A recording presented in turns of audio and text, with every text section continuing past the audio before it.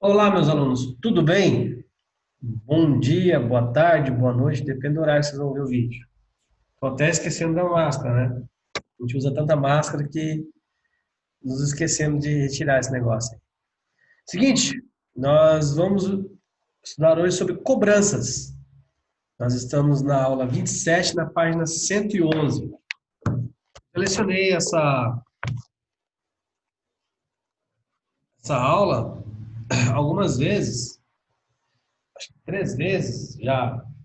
Então é uma aula que eu gosto bastante, um tema bem legal aí, que dá pra gente se divertir aí.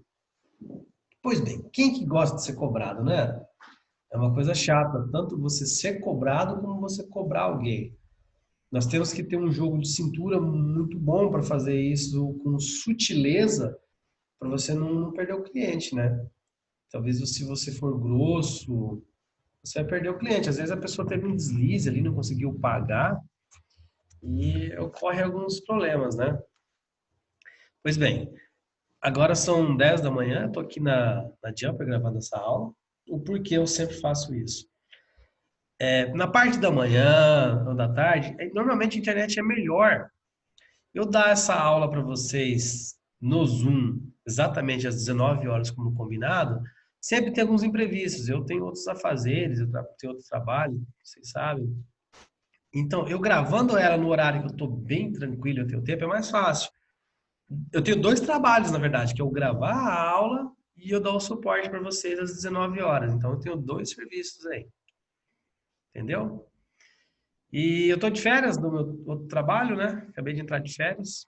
Eu tô indo viajar, mas não vai mudar nada que as aulas irão continuar normalmente. Eu gravo onde eu estiver, eu vou gravar a aula. Beleza? Queria agradecer o feedback que vocês estão dando das aulas aí, sempre respondendo tudo certinho. A turma tá show de bola. Pois bem, vamos começar. Cobrança. As facilidades, muitas vezes, significam correr o risco da inadimplência dentro das empresas. O que é inadimplência? É você deixar de pagar. Pois quando as empresas utilizam o crédito como instrumento de marketing, facilitando o crédito, podem vender seus produtos, porém as empresas não têm a certeza que irão receber. Daí existe a tal da cobrança. Em países onde a moeda é estável, geralmente para se iniciar uma atividade empresarial, a primeira providência pode ser solicitar um crédito que será aplicado na primeira parte da produção, comercialização e estocagem.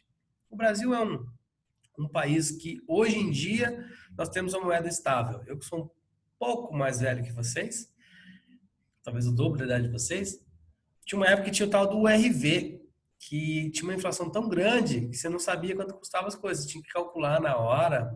Eu era criança nessa época, eu ia no mercado e ficava doido porque eu não sabia quanto custava as coisas, né?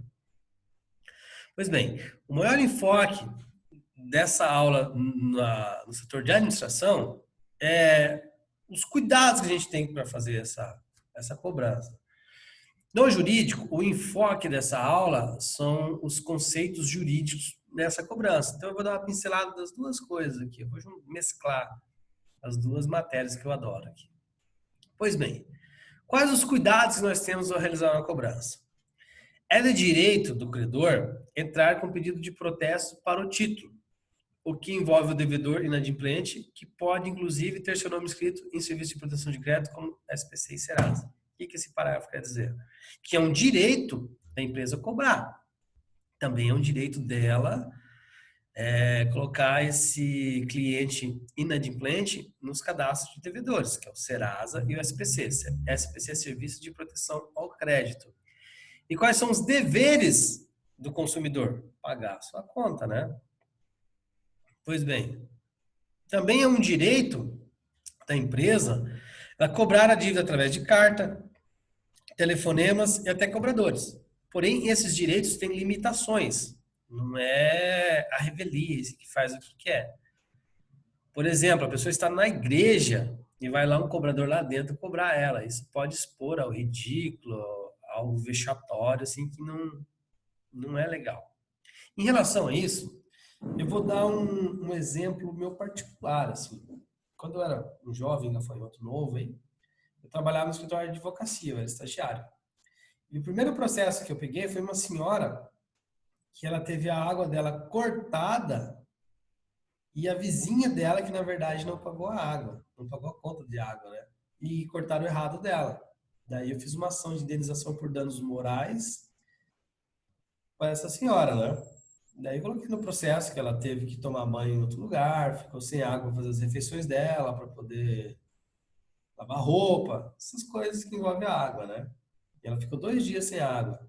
Eu ganhei uma indenização, creio que dos R$ 3.500 para ela, né? Isso foi em 2008, só fazem 12 anos, né? E eu ganhei R$ 50 como estagiário. Foi bem legal, foi para mim bem emocionante por ter sido a primeira ação que eu fiz, né? Que eu tive contato, que eu peticionei ela inteira no juizado especial civil, isso. Faz tempo. Mas eu nunca. O nome do processo eu coloquei como Água da Véia. Era uma senhora já de bastante janeiros e foi legal. Pois bem, todavia, esse direito do credor vai até o limite do direito do devedor, de não ser importunado desproporcionalmente ou constrangido. Ligações a toda hora, em qualquer lugar, com ameaças e linguajar deselegante, são um abuso ao direito do devedor. E esses abusos, eles geram uma indenização por danos morais na justiça, né? E às vezes até a pessoa deve R$ 100, você vai se incomodar com o processo e gastar 1.000, às vezes com advogado, com uma indenização. Então, deve-se ter muita cautela com isso, né? Vamos lá. O credor, nesse sentido, só pode cobrar a dívida do próprio devedor. É proibido pelo Código de Defesa do Consumidor fazer a cobrança através de vizinhos, amigos, parentes ou então por meio de colegas de trabalho. O que quer dizer isso? Você mandar outra pessoa cobrar. Ô, vai lá, cobra para mim. Vê um parente daquela pessoa, vai, fala para o teu parente me pagar lá. Isso não é permitido por lei. No artigo 42 do Código de Defesa do Consumidor, eu tenho renite, estou com o nariz todo entupido, né? Vamos notar essa voz mais fanha aí, feia. Ou seja, no artigo 42,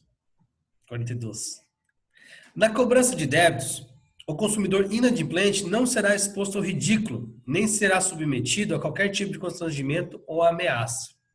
Irei repetir isso. Na cobrança de débitos, o consumidor inadimplente não será exposto ao ridículo, nem será submetido a qualquer tipo de constrangimento ou ameaça.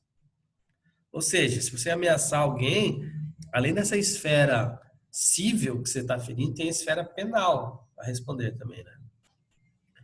Pois bem, artigo 71 do Código de Defesa do Consumidor. Utilizar na cobrança de dívidas de ameaça, coação, constrangimento físico ou moral, afirmações falsas, incorretas ou enganosas, de qualquer outro procedimento que exponha o consumidor injustificadamente a ridículo ou interfira no seu trabalho, descanso ou lazer. Ou seja, você não pode ameaçar ninguém. O que é você fazer uma coação? Você utilizar de impor aquilo para a pessoa, expor a pessoa ao ridículo. Por exemplo, você pichar na casa dela, tá me devendo esse vagabundo aí. Não se faz isso, né? E nem fala palavrões. Ou seja, nós temos que ser muito, muito cautelosos, né?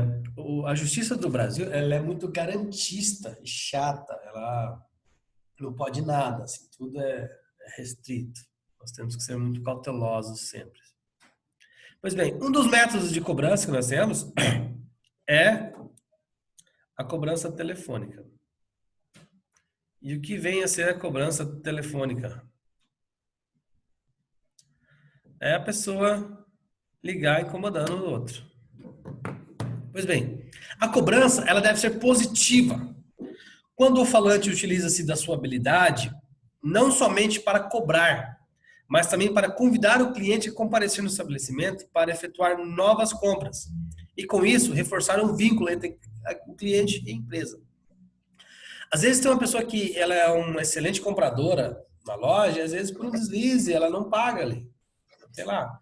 Se você utilizar de um meio mais rústico para tentar cobrar ela, assim, às vezes você perde o cliente, uma pessoa que era uma frequentadora assídua desse comércio, ela deixe de fazer isso. Então, a gente tem que ter uma cautela bem boa aí, um jogo de cintura, né? Pois bem, sobre a cobrança telefônica. Essa modalidade de cobrança, ela deve ter início no 10º dia após o vencimento, com intervalo de 10 dias entre uma cobrança ou outra, caso não resulte no pagamento. Na verdade, eu não vejo isso acontecer. Se você ficar devendo para algum lugar, eles vão ligar incomodando até. Pois bem, é importante que se estabeleça uma sequência de ações de cobrança. Cada contato deve levar em consideração o contato anterior e os resultados obtidos.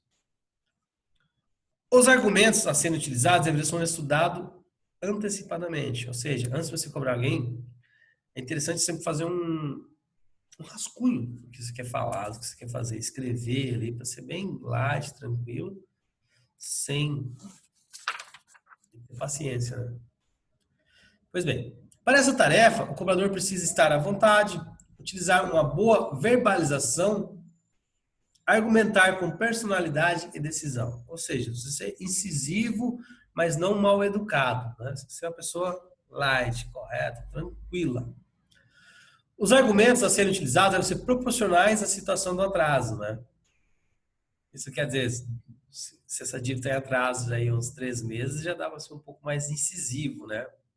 Na verdade, não adianta você, se a pessoa não for pagar, você pode se socorrer do judiciário, entrar no juizado especial civil, protestar.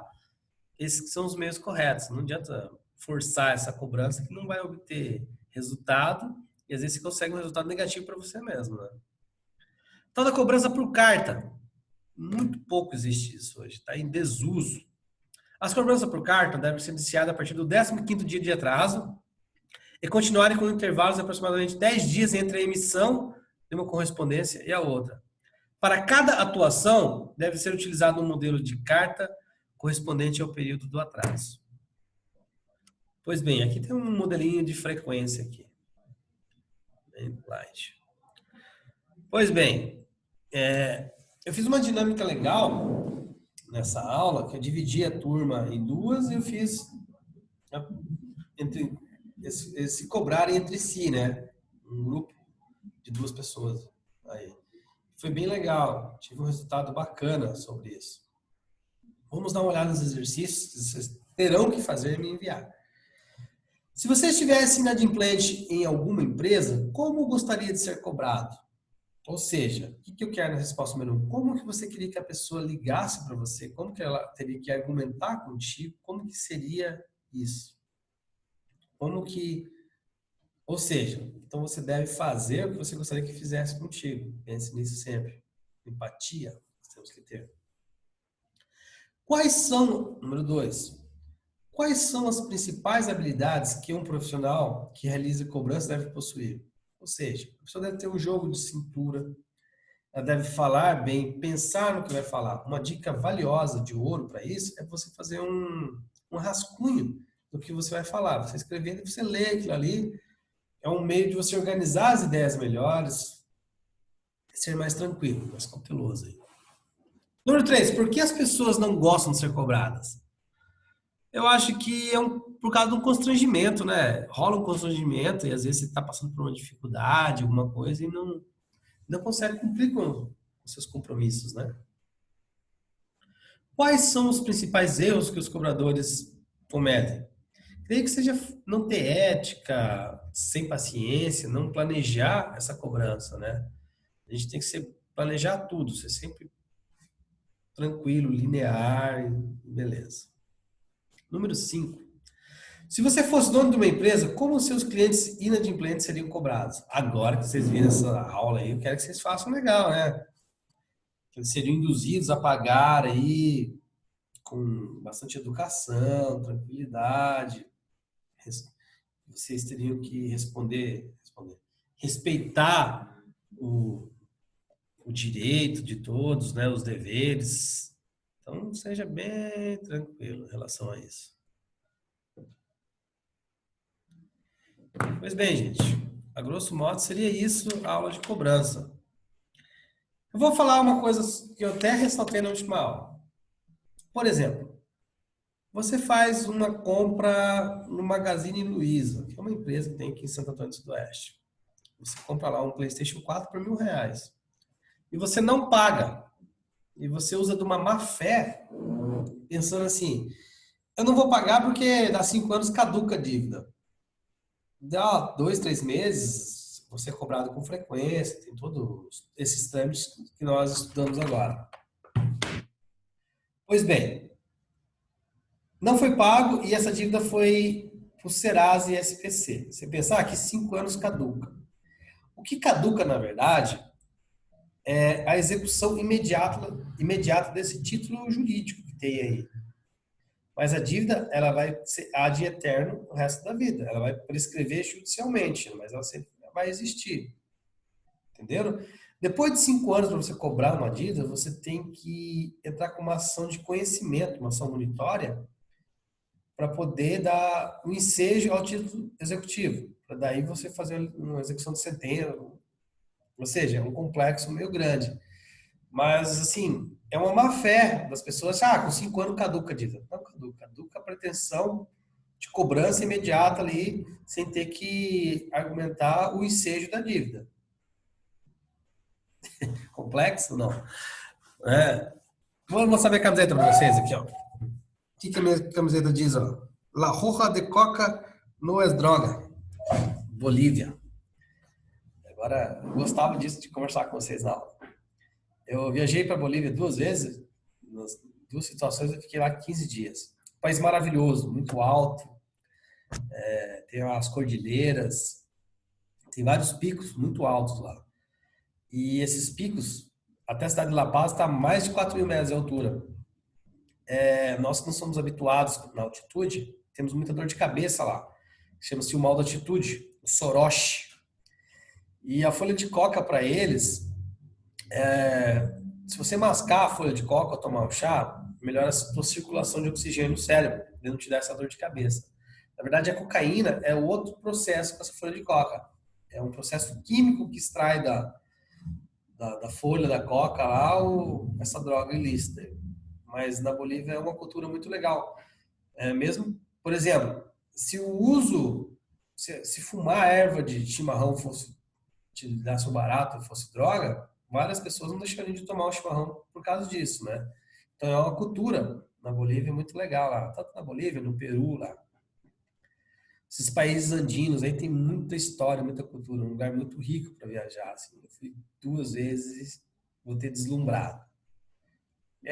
Isso que dá vontade, saudade, né, das aulas presenciais. A gente podia conversar bastante, né? Tem minha viagem para a Amazônia ainda que eu nem contei nada para vocês. Que assim que eu voltei, deu Covid, né? Pois bem, gente. Dia bonito hoje. Me despeço aqui. Tô indo para casa da minha mãe no Mato Grosso do Sul.